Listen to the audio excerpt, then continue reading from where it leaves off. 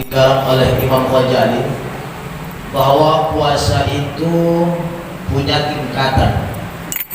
Tingkatan yang pertama namanya puasa orang awam, yang kedua namanya puasa orang yang khusus. Puasa orang awam ini tak payah kita bahas karena puasa hanya menahan makan dan lapar yang disebut dengan puasa orang awam. Yang kita bahas dua, yaitu puasa orang khusus dan puasa orang yang sangat dikhususkan. Puasa yang orang yang dikhususkan ini kata Imam Ghazali adalah puasa yang bukan hanya menahan lapar dan haus, tapi dia bisa menahan. Dalam kitab Ihya Ulumuddin makna puasa itu dua. Ada yang disebut dengan menahan, ada yang disebut dengan mencegah. Jadi makna Ramadan itu kata Imam Ghazali juga di bab yang sama, kata makna Ramadan itu bulan yang panas. Jadi kalau nanti puasa kita di bulan ini panas, jangan banyak mengeluh, karena memang bulan panas. Ini kita nih kamu orang panas nih jangan katanya. Memang bulannya panas. Kenapa panas? Karena Anda membakar dosa. Karena dosa kita ini bukan bisa dikorek, dibakar sudah dosa. Maka dibakar baru bisa cair. Maka bagaimana membakarnya? Dengan Ramadan ini. Maka sudah pernah sampaikan ini. Maka puasa yang kedua ini adalah puasa yang bukan hanya menahan makan dan haus, tapi juga bisa menahan seluruh anggotanya agar bukan membatalkan puasa, tapi tidak mendapatkan pahala puasa nanti di yaumil qiyamah. Kita tidak cerita membatalkan puasa. Kalau cerita membatalkan puasa itu anak SD. Ini ceritanya apa? Bagaimana puasa kita mendapatkan ridha Allah. Karena kita beribadah bukan ingin dapat pahala, bukan ingin dapat surga, tapi ingin mendapatkan rahmat dan ridha Allah Subhanahu wa ta'ala. Itu teruskan dulu dalam langkah kaki kita ketika kita melaksanakan sholat tarawih. Maka salah satunya ada namanya mata. Mata ini juga harus kita puasakan. Kenapa? Kenapa tadi bisa masukkan kita ke dalam surga? Ini baru mata dibahas. Kata Imam Ghazali, ketika nanti di yaumil qiyamah ada 3 mata yang tidak bisa akan dimasukkan ke neraka. Gara-gara mata kita masuk ke surga.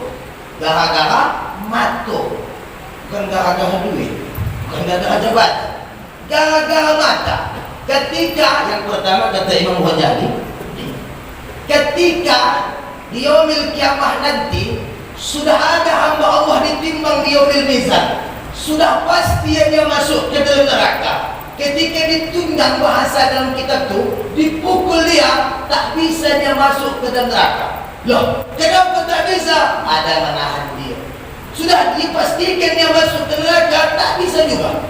Bahkan ditarik malaikat penjaga pintu neraka juga tak bisa. Ada yang menahan, ada yang menghijab dia sehingga dia tidak masuk ke dalam neraka. Siapa itu? Yaitu bulu mata. Apa ibu? Bulu mata. Ya, bulu mata yang menyelamatkan dia.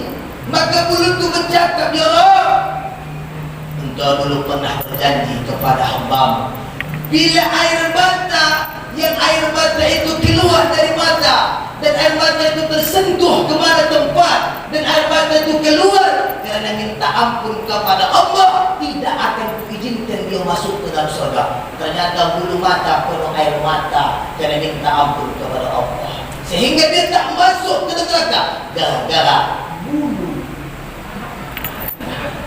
yang ditinggalkan matanya. Kangen Pak Haji, bulu. Ya bahaya kan. Jadi oleh karena itu ibu-ibu, kalau ibu kadang menangis tengah malam, ya Allah ampunkan dosaku, keluar air mata, tersentuh bola mata ibu, Allah akan tidak masukkan ibu ke neraka. Tapi menengok air mata yang keluar, kalau ya Allah kenapa kali suruh pulang? Tidak, kalau ini tidak. Begini juga ya Allah. Tidak. Ini air mata yang betul minta ampun kepada Allah. Ya. Jadi oleh karena itu, apalagi yang biasanya pakai apa namanya itu, plasma atau apa itu, Antung-antungan kamu. Emas sekarang udah bakaran pun dipakai. Maka oleh karena itu tidak bisa. Memang betul minta ampun kepada Allah. Maka Ramadan ini berbanyak kita untuk minta ampun kepada Allah. Yang kedua, kenapa juga ketika Rasulullah ini dia tak bisa tenang di surga. Jadi jangan kita anggap Rasulullah itu sudah masuk umat ini semua ke surga. Rasul berjalan kaki tak bisa dia tenang. Kenapa? Didengarnya umatnya minta tolong. Ya Muhammad, tolong kami, ini panas. Itulah Muhammad itu. Makanya dibesarkan kita suruh memperbanyak sholat.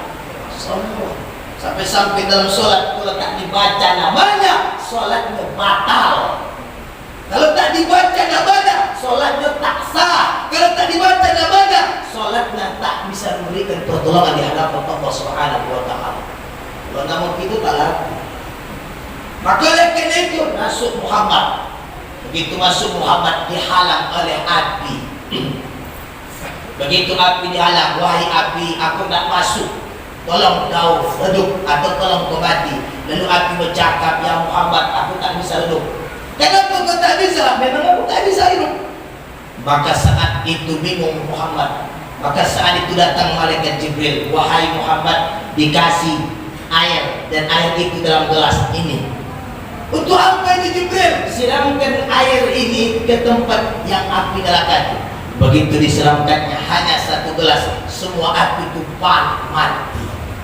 Maka Muhammad katakan, ya Jibril, ini apa pula air mata apa ini? Inilah air mata umatmu yang dulu minta ampun kepada Allah, ditampung malaikat, dikumpulkan untuk bisa memadamkan api neraka. Bukan api pemadam kebakaran, bukan. Tapi air mata kita bisa memadamkan api neraka.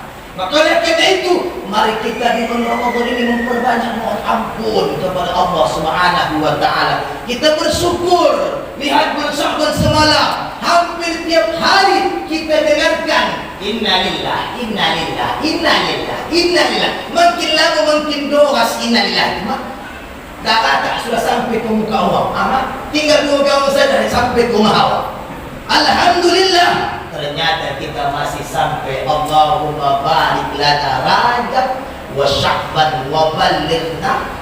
Sampaikan kami ya Allah di Ramadan. Yang ketiga, air mata itu juga bisa ketika nanti dibakar, ada wajah yang tidak bisa dibakar. Maka penjaga pintu neraka berkata, ya Allah, ada hambamu sudah kami gondang, sudah kami masukkan ke dalam tembaga yang panas.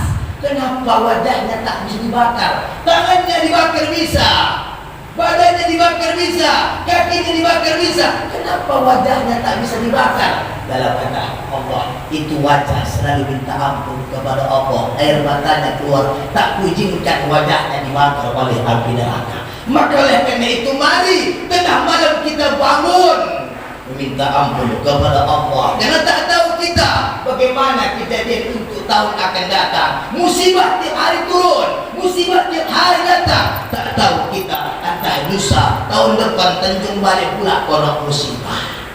Ngantonang-tonang gitu, duduk santai golek, tamu tak beramal. Mari kita kumpulkan amal kita. Hari ini yang kita hadir di Masjid Raya, berarti kita dipilih oleh Allah untuk memperbanyak bertaubat kepada Allah. Innallaha yuhibbut tawwab. Allah sangat mencintai orang yang bertaubat. Kenapa Allah cintai? Karena dia sudah kembali kepada Allah. Maka karena itu, Ramadan yang baru kali ini, persiapkan ibadah. Anggota badan mana pula yang bisa menyelamatkan kita? Boleh saja mata, boleh saja lisan. Lisan pun juga ada. Ketika nanti di pada masa lisan bercakap, wa man ahsana mimman da'a ila Allah. Orang-orang yang suka menyampaikan kebenaran, mengajak untuk beribadah, itu yang menyampaikan lisannya. Lisannya juga akan dijaga oleh Allah dan akan bisa masukkan dia ke neraka. Maka oleh karena itu, mari tubuh kita yang mana yang bisa menyelamatkan kita nanti di neraka. Maka masing-masing mari kita perbaiki sebelum kita datang malaikat yang namanya Israel. Mungkin inilah bisa ku sampaikan. Terlalu lama kang serta kami bolehkan. Maka inilah untuk akhirul kalam. Assalamualaikum warahmatullahi wabarakatuh.